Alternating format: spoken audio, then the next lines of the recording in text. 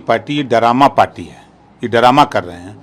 जिन मुद्दों को लेकर के ये सड़क पर दबती दिखाने आ रहे हैं, सरकार इनकी थी 4 बार न, तो 4 बार की सरकार में क्या इन्होंने उस पर पहल की?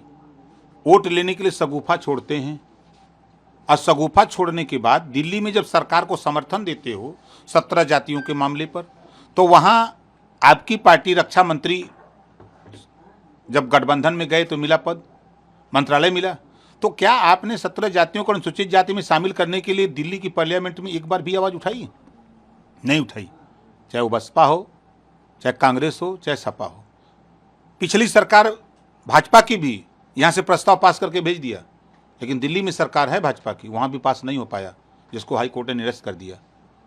ये ड्रामा, लोग सड़क पर जो ड्रामा होने जा रहा है, जब ये सत्ता में थे तो घरेलू बिजली बिल माफ करने पर कौन रोक रहा था? कोई रोक रहा था? मालिक तो ये थे, पूर्ण बहुमत की सरकार थी।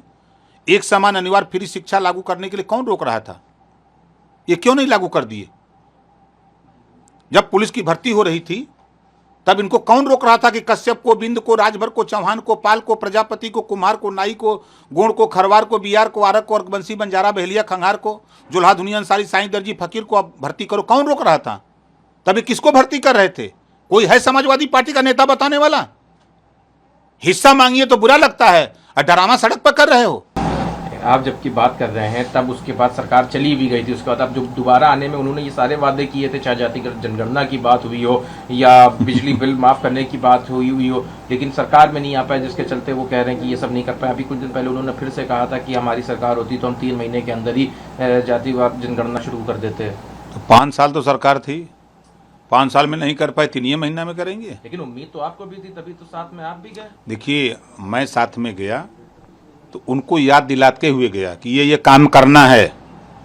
जब अंदर गया, जब टिकट मांगने लगा, कश्यप के हिस्सेदारी, पाल प्रजापति को हिस्सेदारी, चौहान को हिस्सेदारी मांगने लगा, तब ये भड़काने लगे। तब हम समझ गए कि मुख में राम, बगल में छुरी, कब्बे पाई की काटी मुड़ी, ये काम शुरू कर दिए। हम चैलेंज करते हैं समाजवादी पार्टी के नेताओं को, पहले चरण, दूसरे चरण, तीसरे चरण में एक कश्यप को टिकट दिए हों, बैठा दीजिए अखिलेश जी को डिबेट पर। जब पहले चरण में मैंने बहस किया तो कहाँ दूसरे में देंगे, दूसरे में बहस किया तो कहाँ तीसरे में देंगे, तीसरे बहस किया तो कहाँ देखा जाएगा।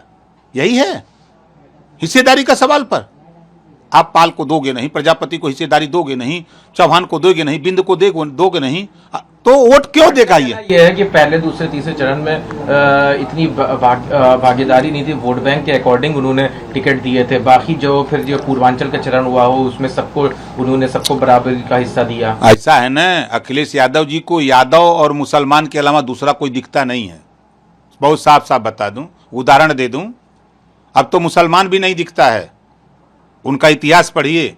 अभी अभी अखिलेश जी गए थे आजमगढ़ जेल मिलने रमाकांत यादव जी से। ये मुसलमान वाली बात क्यों कह रहे हैं कि अब्बास अंसारी आपके साथ हैं इसलिए? नहीं, मैं अब्बास की बात नहीं करता हूं। हम कह रहे हैं पुलिस की भर्ती थी इनकी सरकार में, तो बड़े पैमाने पर मुसलमान वोट दिया। जुल्हा, दुनिया अंसारी, साईं दर्जी, फकीर, शेख सैयद पठान, कितना सिपाही भर्ती कराए मुसलमान को। छोड़ दीजिए दुनिया को, इनके तो हितैषी है ना, समाजवादी पार्टी को वोट देते, उनको क्या दिया? हम लोगों को तो जो दिया वो दिया, हम लोग जानते हैं, लेकिन उनको क्या दिया? तो ये कहते कुछ हैं और करते कुछ हैं।